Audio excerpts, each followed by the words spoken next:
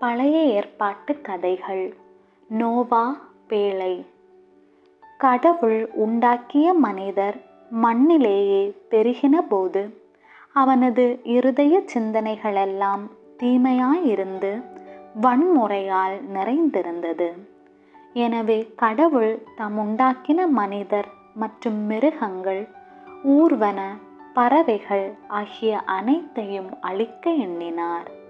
ஆனால் அந்த மனிதர்களின் மத்தியில் நோவா தனது 3 புதல்வர்களுடன் வாழ்ந்து வந்தார். அவர் நேர்மையானவராகவும் குற்றமற்றவராகவும் இருந்தார். கடவுள் நோவாவை நோக்கி, நான் ஒரு பெரிய வெள்ளப்பெருக்கை வர செய்து மண்ணுலகின் மேலுள்ள அனைத்து உயிரினங்களையும் அழித்து போடுவேன். நீ நான் கூறும் அளவில் கோபோர் மரத்தினால் ஒரு பெரிய பேழை செய். நீயும் உனது மனைவியும் உனது புதல்வர்களும் புதல்வர்களின் மனைவியரும் நான் உண்டாக்கின விலங்குகளிலும் பறவைகளிலும் ஊர்வன அனைத்திலும் ஜோடி ஜோடியாக உயிரோடே காக்கப்படத்தக்கதாக பேழைக்குள் சேர்த்துக்கொள் என்றார். கடவுள் தமக்கு கட்டளையிட்டபடியே நோவா ஒரு பெரிய பேழை செய்து முடித்தார். பின்னும் கடவுள் நோவாவை நோக்கி, இப்பொழுது நீயும் உன் புதல்வர், உன் மனைவி, உன் புதல்வரின் மனைவியர் ஆகியோரும் நான் கூறிய யாவற்றோடும் பேழைக்குள் செல்லுங்கள். இன்னும் 7 நாட்களில் இரவும் பகலும் 40 நாள் பெருமழை பெய்ய பண்ணி நான் பூமியை அழிக்கப் போகிறேன் என்றார். நோவா கடவுள் கட்டளையிட்டபடியே தம் மனைவி, தம் புதல்வர், தம் புதல்வரின் மனைவியர் மற்றும் கடவுள் கூறிய யாவற்றோடும் பேழைக்குள் சென்றார். கடவுள் பேழையின் கதவை மூடினார்.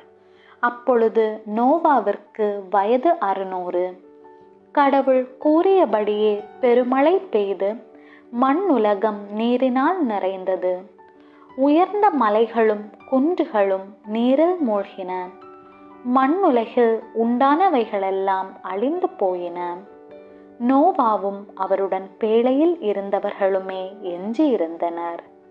40 நாட்களாக மண்ணுலகில் வெள்ளம் பாய்ந்து பெருகிற்று. பின்பு மழை பெய்வது நின்றது. மலைத்தொடரின் மேல் பேழை தங்கியது. நோவா மழையினால் ஏற்பட்ட வெள்ளம் வற்றிவிட்டதை அறிந்து கடவுளின் கட்டளைப்படி தானும் தன் மனைவியும் தன் புதல்வரும் புதல்வரின் மனைவியரும் அவருடன் மண்ணுலகில் நடமாடும் அனைத்தும் வகை வகையாக பேழைக்கு வெளியே வந்தன. கடவுள் நோவாவை நோக்கி, நான் இனிமேல் மண்ணுலகத்தை தண்ணீரினால் அழிப்பதில்லை என்ற உடன்படிக்கையை ஏற்படுத்தி அதற்கு அடையாளமாக மண்ணுலகின் மேல் மேகத்தை வருவித்து அதன் மேல் ஒரு வில்லை தோன்ற செய்தார். அதன் பின் நோவா 350 ஆண்டுகள் வாழ்ந்து தனது 950வது வயதில் இறந்தார்.